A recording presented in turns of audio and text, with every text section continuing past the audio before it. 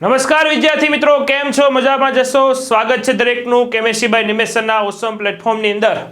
વિદ્યાર્થી મિત્રો, દરેક વહાલા વિદ્યાર્થી મિત્રોનું હાર્દિક સ્વાગત છે. કેમ છો? મજામાં જશો? રાધે રાધે, જય શ્રી કૃષ્ણ. વિદ્યાર્થી મિત્રો, હું રાહુલ ભુવા. આજના આપણા આ વિડીયો લેક્ચરની અંદર ડિસ્કસ કરવાના છીએ પેપર 4 સિરીઝના એપિસોડ નંબર 11 ની અંદર. આપ સૌ જાણી રહ્યા છો, ધોરણ 12 સાયન્સ ગણિત વિષયની અંદર ઓલરેડી પેપર 4 સિરીઝના 1 થી 10 એપિસોડ ઓલરેડી ચેનલ પર મુકાઈ ગયા છે. વિદ્યાર્થી મિત્રો, જ્યારે તમે આ વિડીયો જોઈ રહ્યા છો ત્યારે આગળના એપિસોડ એટલે કે 12 થી 13 એટલે કે 12 અને 13 બે ચેપ્ટરના એપિસોડ પેપર 4 સિરીઝના ઓલરેડી અપલોડ થઈ ગયા છે. તો વિદ્યાર્થી મિત્રો, ખાસ તેમને જોવાનું પણ ભૂલાય નહીં. આજના વિડીયો લેક્ચરની અંદર આપણે 11મા ચેપ્ટર એટલે કે ત્રિપરિમાણીય ભૂમિતિની અંદર પૂછાતા અતિ મહત્વના આઈએમપી દાખલાઓ, ઉદાહરણો અને સાથે એમસીક્યુની પણ સ્ટ્રેટેજી જોવાના છે, આઈએમપી જોવાના છે. તો વિદ્યાર્થી મિત્રો, આ વિડીયો અંત સુધી નિહાળતા રહેજો અને આ ઉપરાંત આ વિડીયોને જેટલો બને એટલો તમારા ફ્રેન્ડ સર્કલ સુધી પણ શેર કરજો. તો ચાલો વધારે તમારો સમય કિંમતી બરબાદ ન કરતા અને આ લેક્ચરને આપણે આપણા મેન ટોપિક તરફ લઈ જઈએ. તો વિદ્યાર્થી મિત્રો, આપણા બોર્ડની પરીક્ષા માટે વરદાન સમાન કહેવાય તો એ કહેવાય એનસીઆરટી એટલે કે ટેક્સ્ટબુક. તો ટેક્સ્ટબુક તરફ આપણે આવીએ. ચાલો અહીંયા આવી જાઓ ટેક્સ્ટબુક તરફ. વિદ્યાર્થી મિત્રો, ત્રિપરિમાણીય ભૂમિતિની ટેક્સ્ટબુક એટલે કે આ પ્રકરણ નંબર 11 ત્રિપરિમાણીય ભૂમિતિ. વિદ્યાર્થી મિત્રો, કોઈ પણ ચેપ્ટર આપણે શીખતા હોય, વાંચતા હોય અથવા પ્રિપેર કરવાનું શરૂ કરીએ તે પહેલાં તે બોર્ડની પરીક્ષામાં કેટલા માર્ક્સનું આવવાનું છે એના વિશે આપણને નોલેજ હોવું જરૂરી છે. તો વિદ્યાર્થી મિત્રો, પહેલાં હું તમને એ વાત કરી દઉં કે આ ચેપ્ટરમાંથી કેટલા એમસીક્યુ, કેટલા 2 માર્ક્સના, કેટલા 3 માર્ક્સના અને કેટલા 4 માર્ક્સના દાખલા આવવાના છે એના વિશે હું તમને ચર્ચા કરી દઉં. તો ચાલો ઝડપથી અહીંયા દરેકનું ધ્યાન. વિદ્યાર્થી મિત્રો, આ ચેપ્ટરમાંથી 3 એમસીક્યુ તમને પૂછાવાના છે. કેટલા એમસીક્યુ પૂછાવાના છે? 3 એમસીક્યુ આવવાના છે. રેડી? 3 એમસીક્યુ પૂછાવાના છે, સાથે 2 માર્ક્સના 2 દાખલાઓ.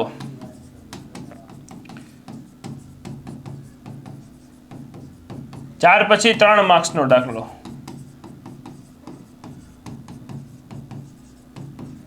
એમ કરીને કુલ કેટલા માર્ક્સનું થઈ ગયું? 4 ને 3 7, 8 9 ને 10 માર્ક કુલ ગુણભાર થઈ ગયો આપણા આ ચેપ્ટરનો એટલે કે ત્રિપરિમાણીય ભૂમિતિ 3D જીઓમેટ્રીનો. રેડી? 10 ગુણભાર થઈ ગયો.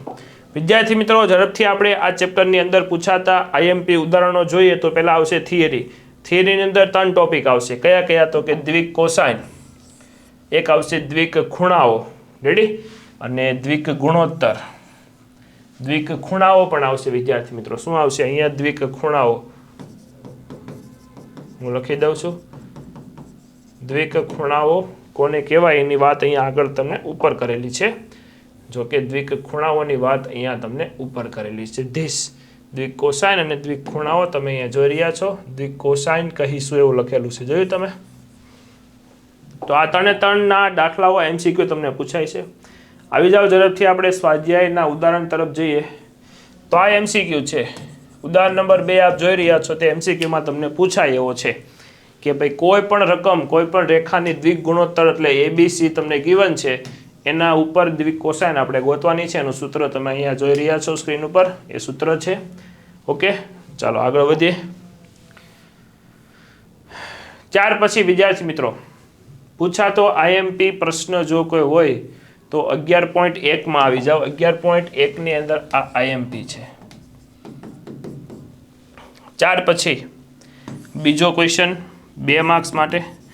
ધીસ અલ્સો 2 માર્ક્સ માટે આઈએમપી છે.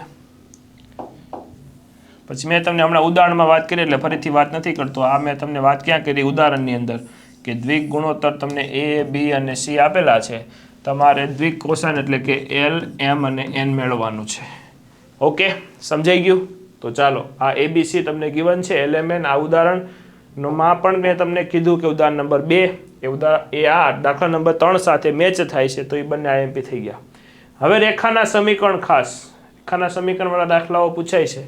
જેમ કે એમસીક્યુ બને ઉદાહરણ 6 માંથી એમસીક્યુ બને. કોઈ રેખા આપેલી છે, આ રેખાને સમાંતર, રેડી, આપણે આ બિંદુ આપેલું છે જોકે, અને કોઈ રેખાને સમાંતર એવો દાખલો પણ બને. આ તો ડાયરેક્ટ આપણે દિશા આપી દીધી છે, બાકી તમને શું કે આ બિંદુ અને આ રેખાને સમાંતર હોય તેવી રેખાનું સમીકરણ મેળવો. એ જે આવશે આગળ હું તમને વાત કરીશ. તો વિદ્યાર્થી મિત્રો અહીંયા આ MCQની અંદર ઉદાહરણ નંબર 6 ખાસ પ્રિપેર કરજો. ત્યાર પછી આગળ આવો એટલે જો આ સૂત્ર થઈ ગયું 2 રેખા વચ્ચેનો ખૂણો cos θ. તો એવા પ્રશ્નો ખાસ પૂછાય છે તમને 3 માર્ક્સની અંદર અથવા 2 માર્ક્સની અંદર અથવા MCQમાં બી પૂછાય છે. MCQ also 2 marks. રેડી. ક્યારેક 3 માર્ક્સમાં બી પૂછી નાખે છે. રેડી. જો મહેરબાન થઈ જાય આપણા ઉપર બોર્ડવાળા કેવા થઈ જાય મહેરબાન ખુશ થઈ જાય તો આ પ્રશ્ન તમને પૂછી નાખે છે 3 માર્ક્સની અંદર પણ.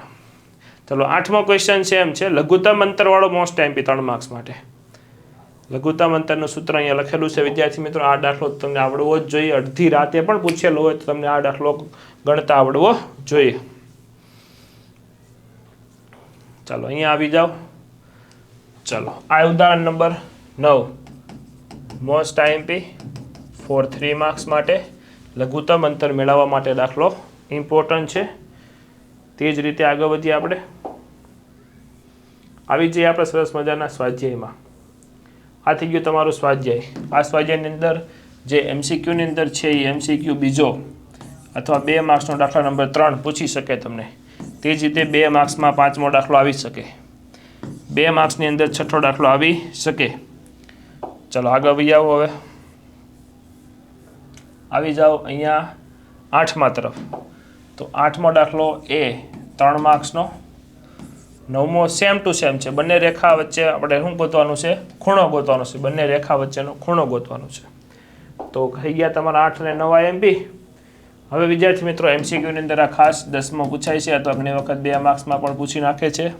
અને ખાસ 12, 13, 14 ને 15 એ દરેક IMP છે કારણ કે દરેકમાં એક જ વસ્તુ ફાઇન કરવાની છે. કયું? લઘુત્તમ અંતર. રેડી.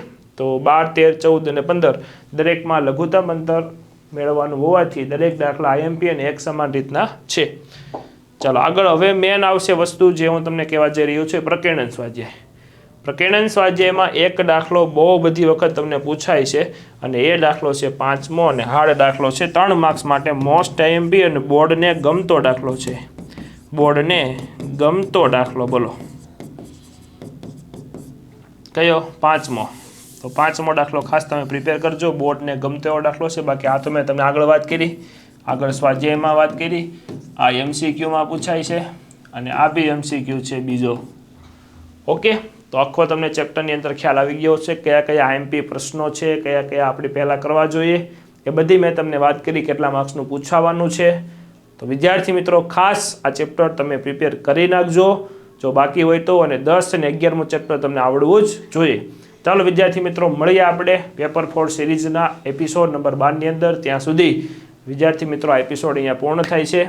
વિડીયો પસંદ આવ્યો હોય તો વિડીયોને લાઇક કરી દો. આ ચેનલને તમે જે સબસ્ક્રાઇબ ન કરી હોય તો સબસ્ક્રાઇબ કરી દો. નીચે તમને દેખાતો હશે રેડી લાલ કલરનું બટન એની અંદર તમે ક્લિક કરી દો. રેડી. ચાલો તો મળીએ. આવજો. Tata bye bye. જય હિન્દ, જય Bharat. Take care. Bye bye.